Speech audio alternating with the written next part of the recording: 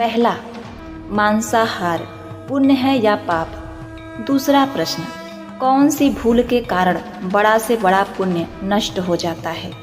और तीसरा प्रश्न, संसार में सबसे बड़ी भूख क्या है? चौथा प्रश्न, वह कौन सी चीज है जिसकी प्रतीक्षा जितनी करो वह उतनी ही बड़ी हो जाती है? तो प्रिय भक्तगणों, भगवान शिव ने माता पार्वती के मन में उठे प्रश्नों का समाधान कैसे किया, सुनेंगे आज के इस बड़ी ही दुर्लभ कथा में।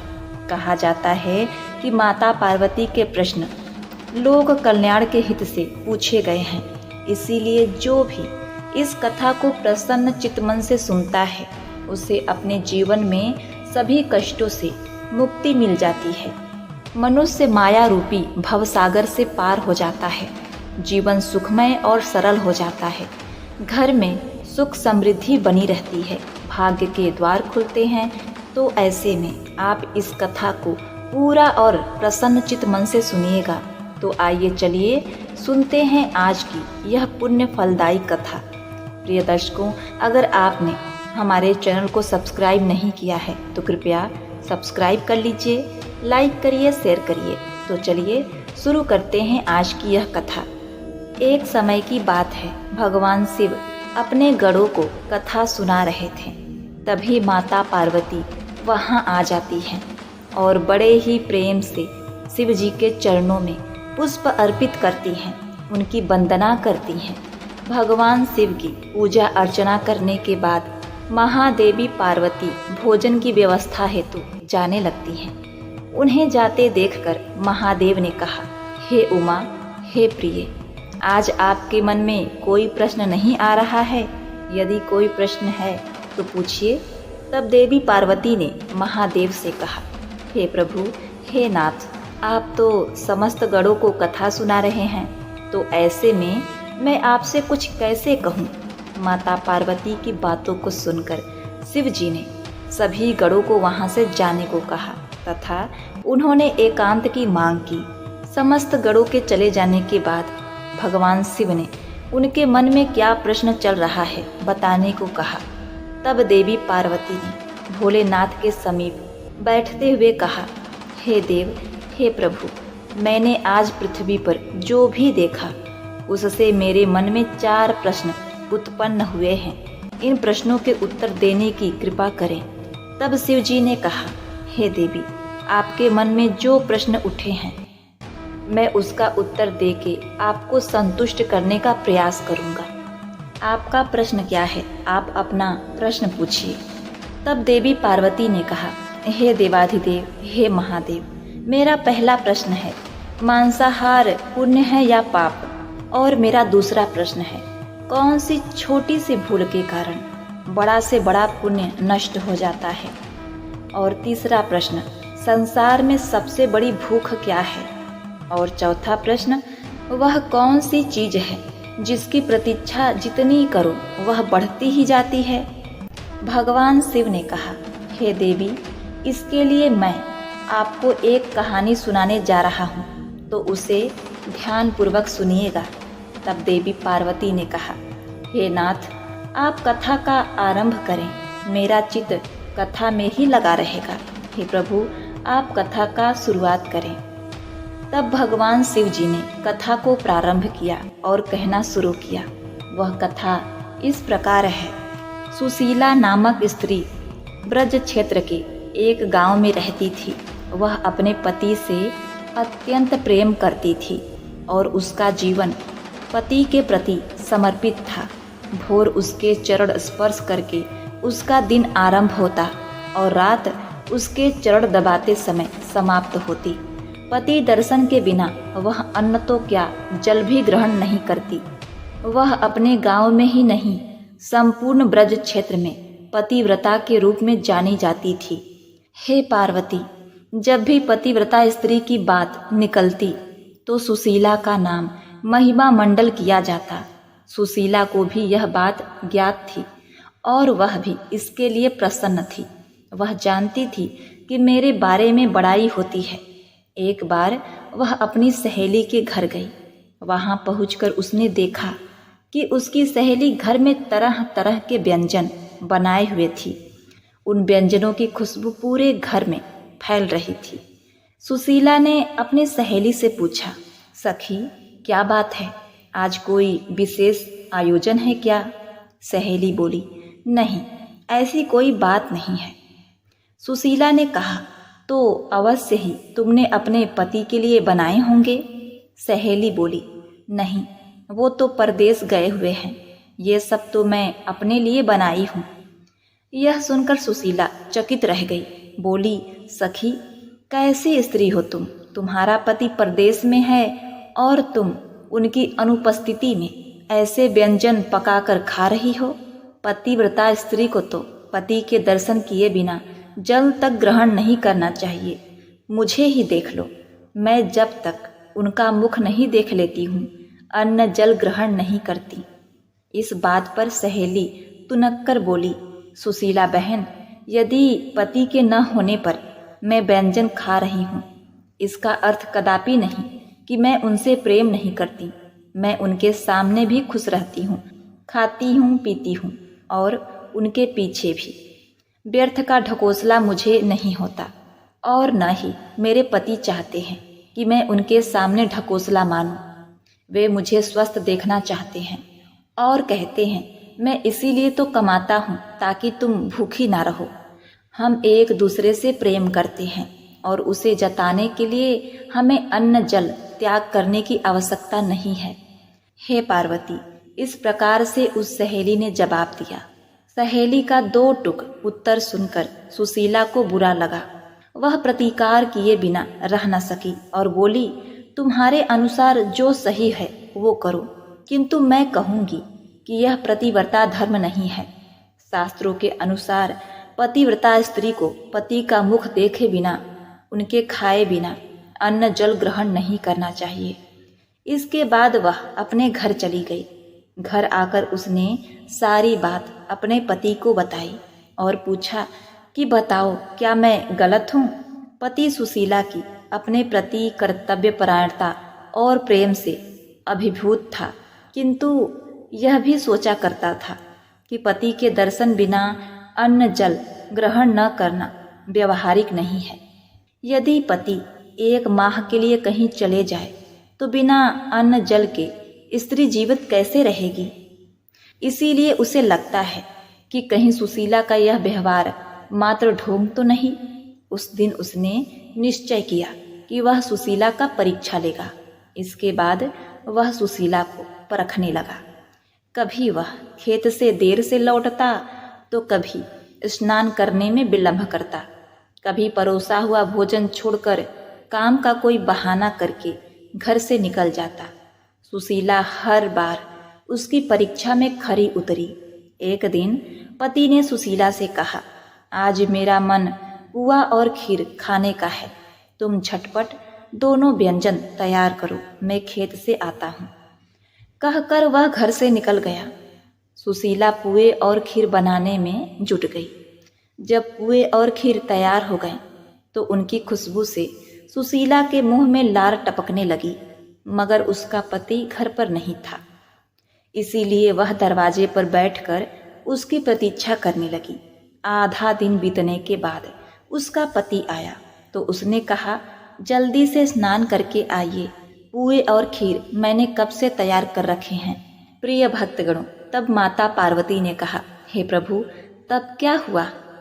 शिवजी ने कहा, हे पार्वती, पति सुशीला की परीक्षा लेने को आतुर था। वह बोला, तनिक मैं अपने मित्र के घर से होकर आता हूँ, और यह कहकर वह घर से चला गया। सुशीला का भूख से बुरा हाल था, मगर वह अपने पति को रोक न सकी। वह फिर उसकी प्रतीक्षा में बैठ गई। उसका पति शाम को आया तो सुशीला बोली, अब झटपट नहा लो, सुबह से पुए और खीर बनाकर रखी हूँ, कब खाओगे?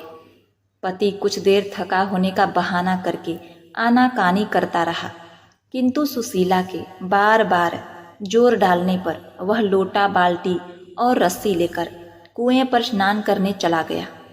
सुशीला प्रसन्न थी कि अब उसे पुए और खीर खाने को मिलेंगे।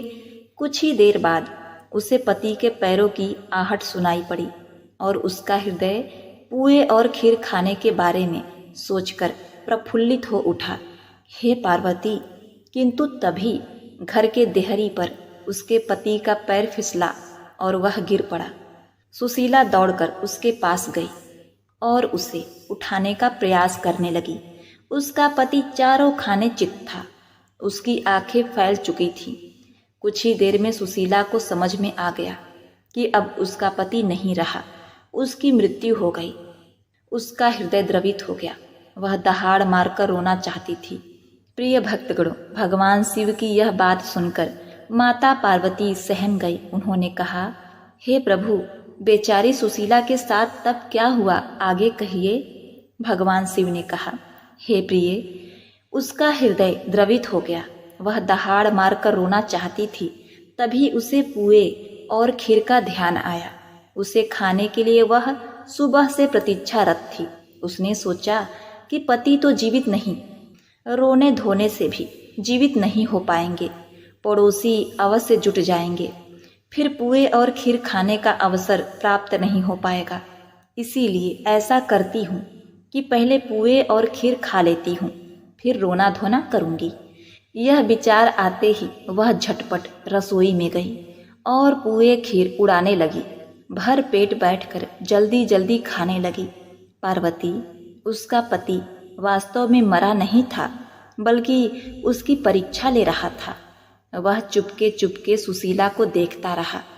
मन भरकर खाने के बाद सुशीला मुंह धोकर लंबा सा घूंघट ओढ़कर पति के सामने गई और उसे सीने से लगाकर दहाड़ मारकर रोने लगी। वह कहते चली जा रही थी, तुम तो चले गए परधाम, मैं यहाँ असुवन बहाती रह गई, तुम मुझे काहे गए छोड़कर। उसका पति कुछ देर तक उसका नाटक देखता रहा। फिर अगली बार जब सुशीला ने कहा, तुम तो चले गए परधाम, मुझे काहे को छोड़ गए यहाँ, तो पति ने उत्तर दिया, खीर पुए खाकर डकार मार के असुवन बहाए बैठी है, सब गुण जानू मैं तिहार। यह सुनकर सुशीला हक्की बक्की रह गई। उसे समझ में आ गया कि उसका पति जीवित है और मरने का नाटक कर रहा है। उसके बाद उसने लज्जा से सिर झुका लिया और सोचने लगी कि क्यों न मैंने अपने जिह्वा पर नियंत्रण रखा।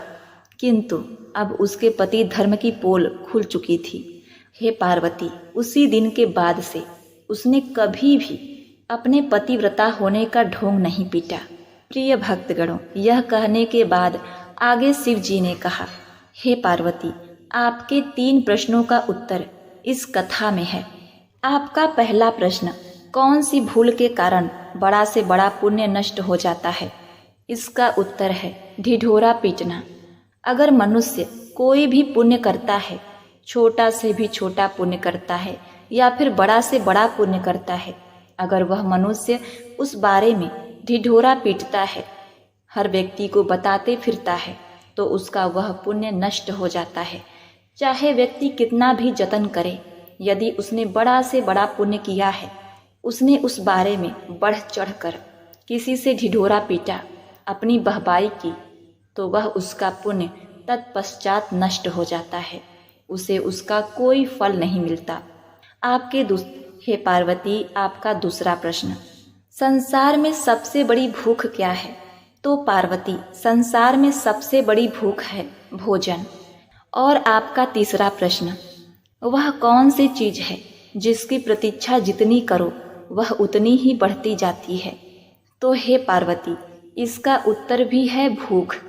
इसकी प्रतीक्षा जितनी भी करो वह बढ़ती ही जाती है। जिस प्रकार सुशीला की भूख लगातार बढ़ती गई। माता पार्वती ने कहा, हे प्रभु, आपने 3 प्रश्नों का उत्तर दिया।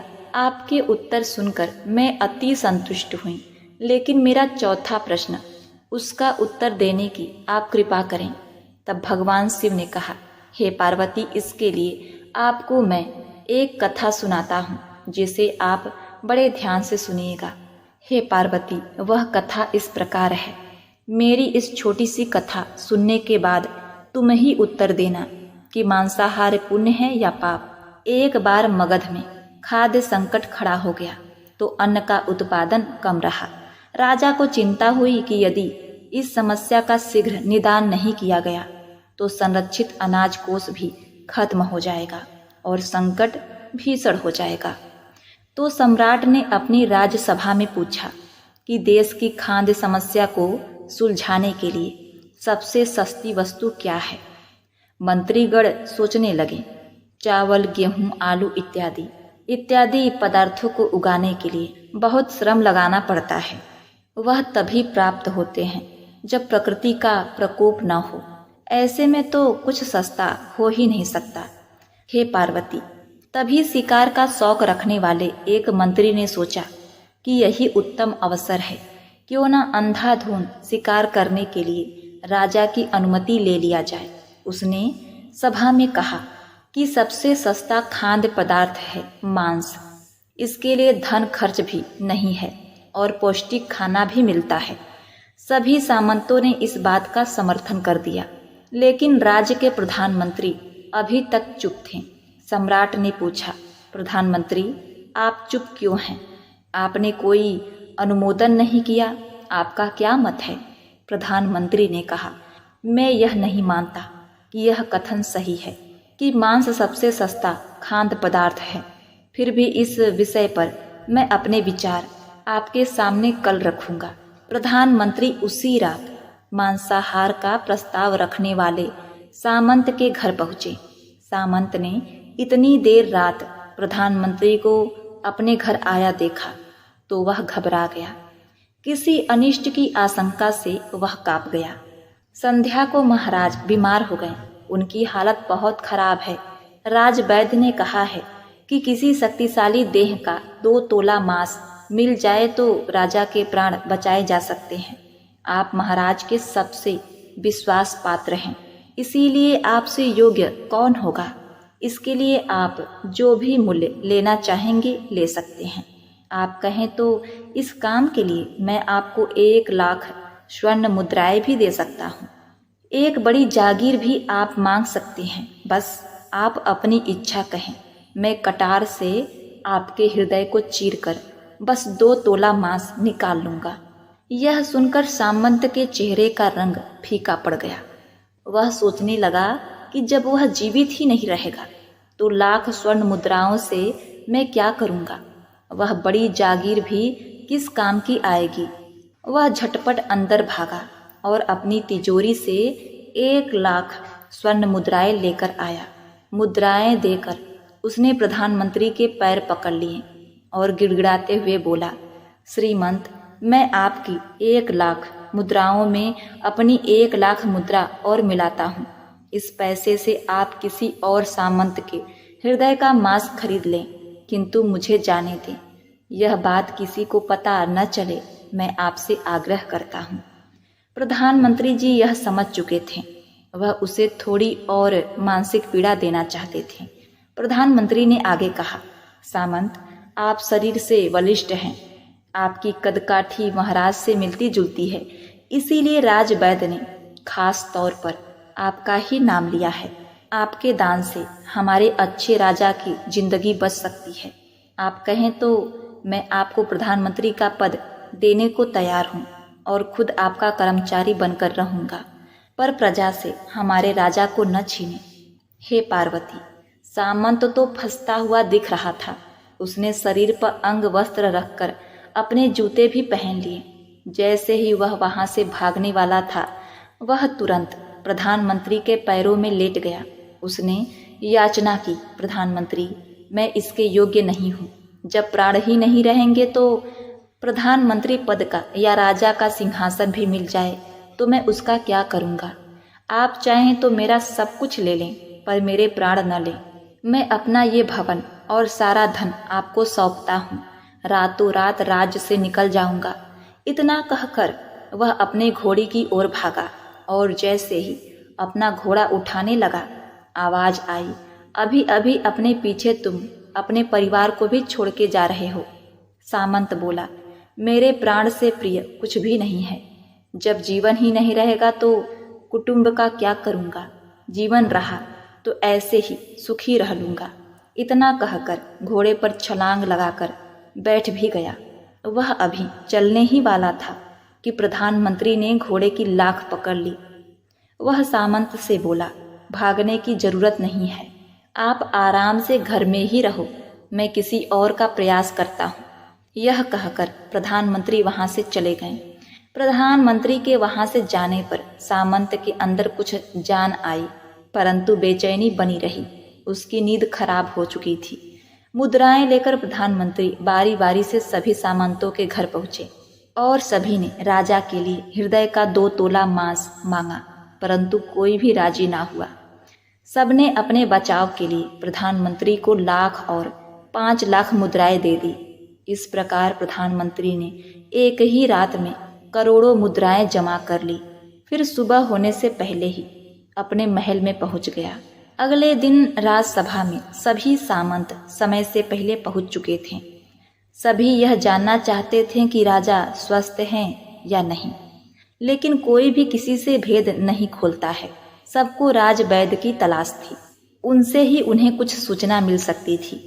हे पार्वती, इधर प्रधानमंत्री ने सैनिकों को आज्ञा दे रखी थी कि जब तक महाराज राजसभा में न आए, किसी भी सामंत को भी महल से बाहर जाने की आज्ञा नहीं है।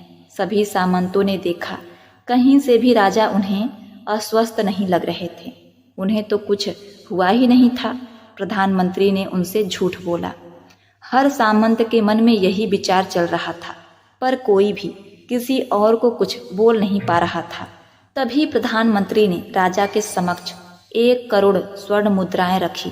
राजा ने पूछा, ये स्वर्ण मुद्राएं किसके लिए हैं और कहाँ से आईं? प्रधानमंत्री ने कहा, 2 तोले मांस के लिए इतनी धनराशि जुटाई है, पर मांस न मिला। अपनी जान बचाने के लिए सामंतों ने यह मुद्रा दी है। अब आप ही विचार कीजिए, मांस कितना सस्ता है। राजा को यह बात समझ में आ गई और उन्होंने प्रजा को अतिरिक्त परिश्रम करने का निवेदन किया और राजा के अनाज भंडार से अनाज निकालकर श्रमिकों को दिया गया। उन्होंने पौष्टिक सब्जियों की खेती का तुरंत आदेश दिया। वह 1 करोड़ स्वर्ण मुद्राएं इसी कार्य के लिए और श्रमिकों के कल्याण के लिए खर्च की गई। ऐसे साग सब्जी तेजी से उगी, जिससे प्रजा का कल्याण भी हुआ और पौष्टिकता भी मिली। कुछ समय बाद मौसम अनुकूल हुआ और खेती लहलहाने लगी। इस प्रकार राज्य से खाद्य संकट दूर हुआ। हे देवी पार्वती, आपके चौथे प्रश्न का उत्तर है कि मांसाहार सरासर पाप है। जीवों को मारकर खा रहे हैं। उन्हें तो प्राण बचाने का अवसर भी नहीं मिलता। बर्बरता सिर्फ वही नहीं है जहाँ सिर्फ मानव का रक्त बहता है। बर्बरता उसे भी कही जाती है जहाँ स्वार्थ के लिए किसी जीव की हत्या की जाए। अंत समय में जिंदगी भर के पापों के लिए जिंदगी भर कुकर्म करने की कोशिश करते हैं, परंतु यह मनुष्य भूल जाते हैं कि जब वह जीवित उनके लिए काटा गया, जीवित ही तड़पता रहा, तो उनका श्राप इस जन्म में ही नहीं, अगले जन्म तक भी साथ नहीं छोड़ेगा। वह पीछा करता ही रहेगा। किसी भी जीव को मारकर खाना सरासर पाप है। मनुष्य सभी योनियों से सर्वश्रेष्ठ है। उसे हर चीज का ज्ञान है। मनुष्य को कोई भी हक नहीं कि वह किसी जीव पर हिंसा करे, उसे मारे या उसे खाए। तो हे पार्वती, मैं आशा करता हूँ आपके चारों प्रश्नों का उत्तर आपको मिल चुका है। आप इससे संतुष्ट होंगी।